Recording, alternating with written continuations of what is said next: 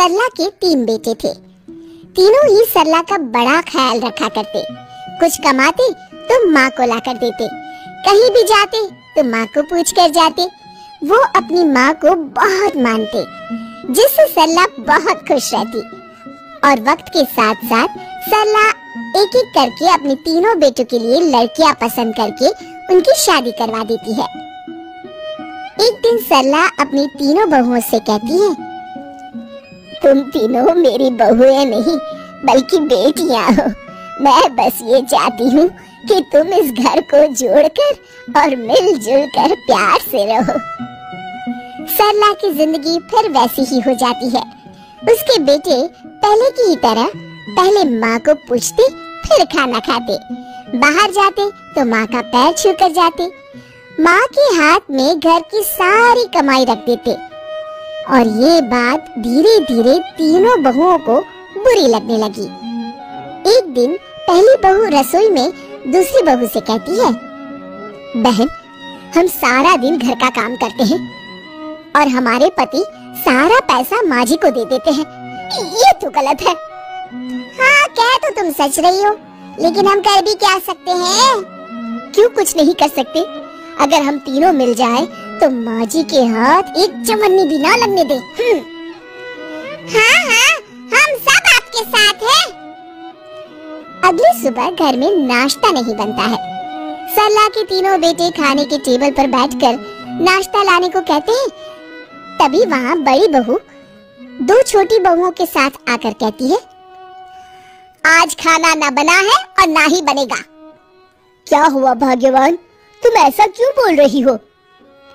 सही तो कह रही है भाई साहब दीदी, हम सारा दिन घर का काम करें और पैसा आप लोग माँ को दे दे।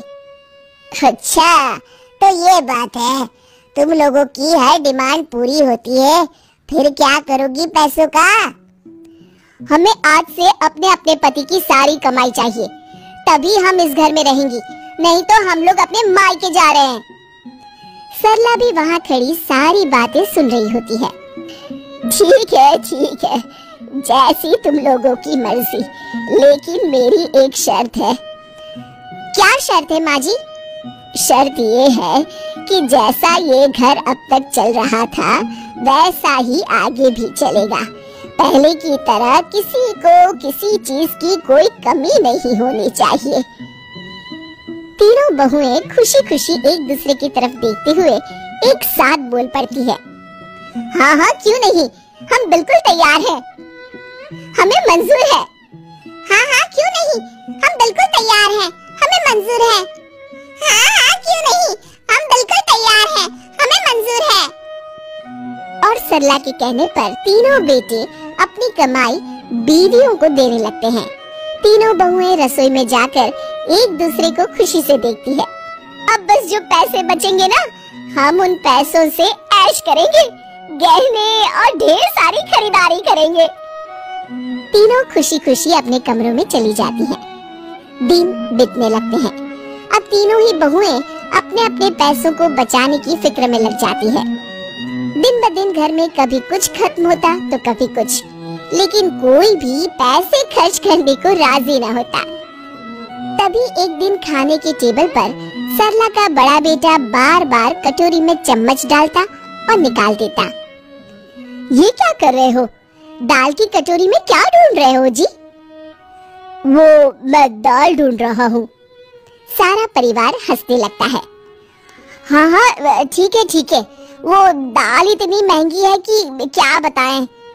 बेटा, वो तो पहले से ही महंगी थी। मैंने कहा था ना कि घर में किसी को खाने पीने की कमी नहीं होनी चाहिए। अरे माँ, आपका जमाना कुछ और था, अब महंगाई आसमान छू रही है। अरे 2 ही महीने में जमाना बदल गया क्या भौजी? हाँ बदल गया, अब हम झूठ थोड़ी ही बोल रहे हैं। उसके हाथ में नए कंगन चमक रहे होते हैं। अरे भाभी, ये नया ली है क्या? आप तो बोल रही थी कि पैसा ही नहीं बचता बच्चों की फीस के लिए। अरे ये तो बस ऐसे ही। वाह भौजी, दाल महंगी और हाथ में सोना। चुप, ऐसे बात करते हैं अपनी भाभी से? चलो जाओ, छोटी सी दाल का सोना बना दिया। क्या बोले? अरे मतलब छोटी सी बात का बतंगड़ बना दिया। अब तो ठीक है ना मेरी भाग्यवान। अगली दोपहर सरला की बहुएं, माँ हम सिनेमा देखने जा रहे हैं, शाम को आते देर हो जाएगी, आप रसोई में जाकर खाना बना लेना। सरला बेचारी करती भी तो क्या, वो रात का खाना बनाने के लिए रसोई में तो जाती है, लेकिन तभी वो देखती है कि खाने के सामान में कुछ डब्बे खाली हैं, तो सब्जी के नाम पर बस कुछ आलू पड़े थे। सरला को जो मिला उसमें से वो खाना बना देती है। रात को खाने की टेबल पर, अरे इतना थोड़ा सा खाना। आज खाना माँ ने बनाया है, बड़े दिनों बाद माँ ने खाना बनाया है ना, तो हो सकता है कि माँ को अंदाजा ना मिला हो। सरला को बहू की बात सुनकर गुस्सा आ जाता है। बहू, रसोई में खाने का सामान खत्म था, इसलिए खाना कम बना। सरला इतना कहकर वहाँ से अपने कमरे में चली जाती है। अगले दिन सुबह घर के दरवाजे की घंटी बजती है। सरला का बेटा दरवाजा खोलता है। सामने कुछ लोग खड़े होते हैं। अब कौन है आप लोग और यहाँ क्यों आए हैं? हम लोग बिजली विभाग से आए हैं। आपके घर की बिजली आज कट जाएगी क्योंकि आप लोगों ने 2 महीने की बिजली का बिल नहीं भरा है। कौन है बेटा? माँ, बिजली वाले हैं जो घर की बिजली काट रहे हैं। ये लोग कह रहे हैं कि हम लोगों ने 2 महीने से बिजली का बिल नहीं भरा है। ऐसे कैसे हो सकता है बेटा? सरला तीनों बहुओं को बुलाती है।